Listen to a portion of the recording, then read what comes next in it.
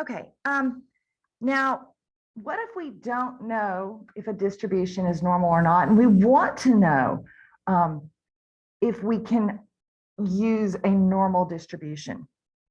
There are three important ideas to remember when assessing normality. First thing is, no population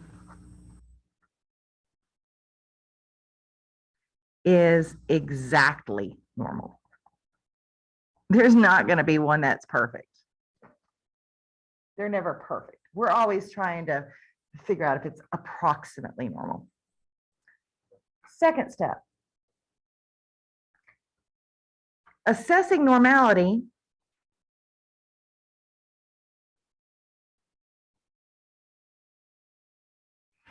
is more important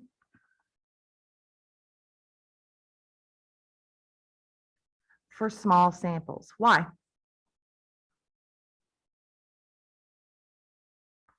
Well, when we get over 30, we know we're going to be approximately normal. So if it's already over 30, we're pretty good. But if it's under 30 or smaller, then we really need to check some other things to figure out if it's going to be approximately normal. And number three, hard and fast rules do not work well. They're generally too lenient for small samples or too strict for large samples. So there are no strict rules. We don't have one set of rules that work for everything. So let's talk about when we reject the assumption that a population is normal. The first way that we would reject is the sample has an outlier. An outlier is going to skew that data. No. Well, I guess we should talk about that. There's a large degree of skewness. So it doesn't have to have an outlier, but just be really, really skewed.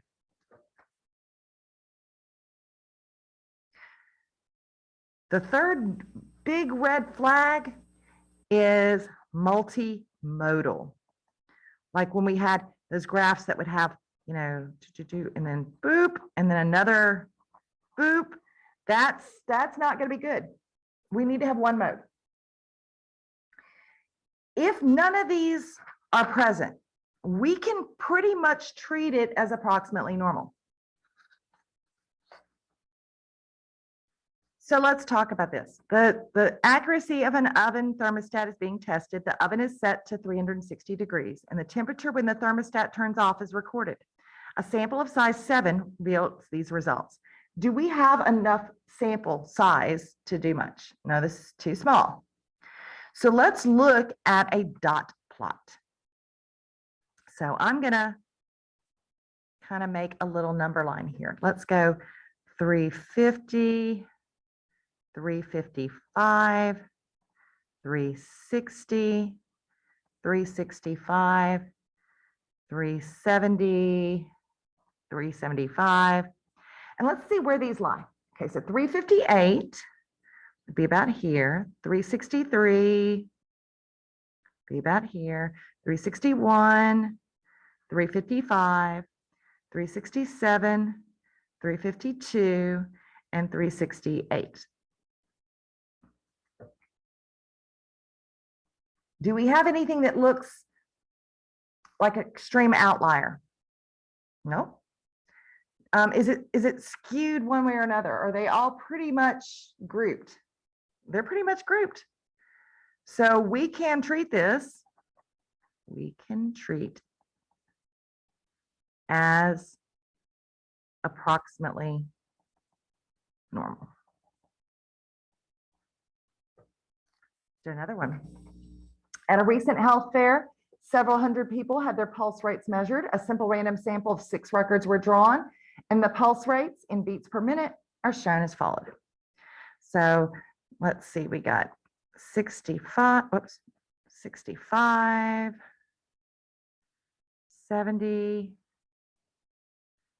75, 80, 85, 90, 95, 100.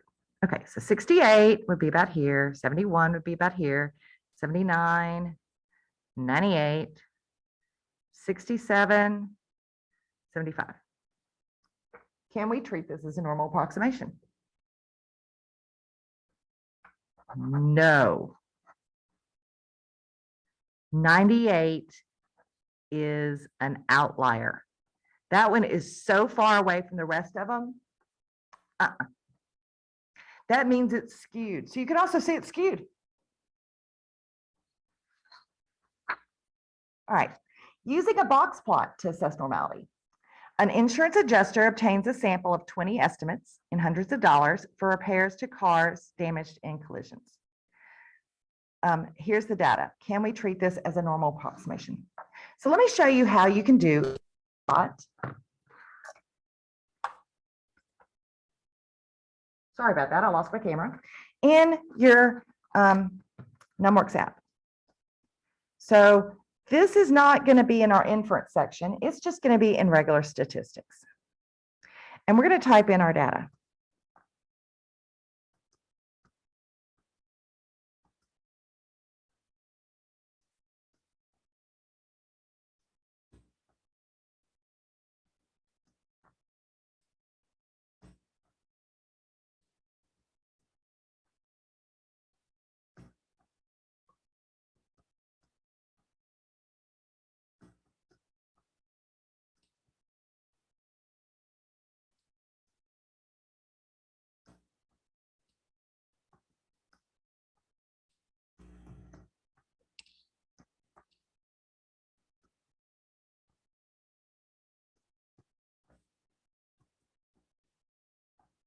Okay, so I typed in my data, and we're going to look at a box plot.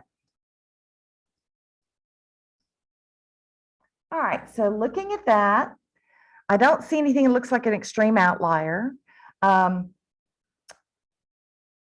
It's not perfectly symmetrical, but do you see anything extremely skewed? We could even look at the histogram too, couldn't we? It's not extremely skewed. It's kind of okay. I think the box plot's easier to look at on this one. Box plot's pretty okay. So we would go approximately normal.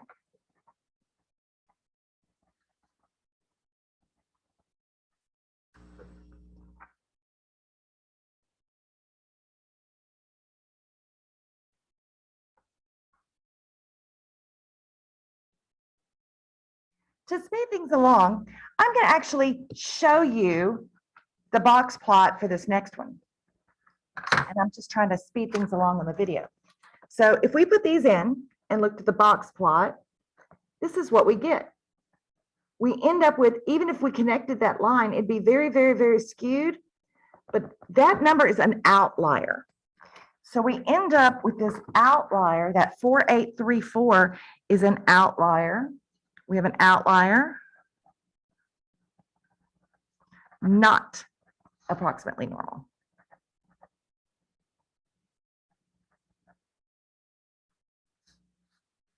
Let's look at some other examples. I'm actually just going to pull up the textbook for this. Ooh, I mean to drop the camera. Okay, so what if we had this histogram? Doesn't look like we have outliers, not really skewed. And although these look, this isn't really bimodal because it's really just one mode. It's this area would be a mode. So this one would be normally approximated. But this guy, well, that would be skewed. So this is not. Even a stem leaf plot could show us. Stem leaf doesn't look like we have anything extremely outlier, no skewness. We can treat that as normal. What about this one? No, outlier. Yes, it's okay. Yes. No. Why no? Because I have a hump here and I have a hump here. I would say that's a no. This stem leaf plot. No, it's skewed. So that's a way you can check normality. You could look at box plots, you could look at histograms, you could look at anything to see if it's skewed, if you have an outlier. That'll tell you whether it's normal.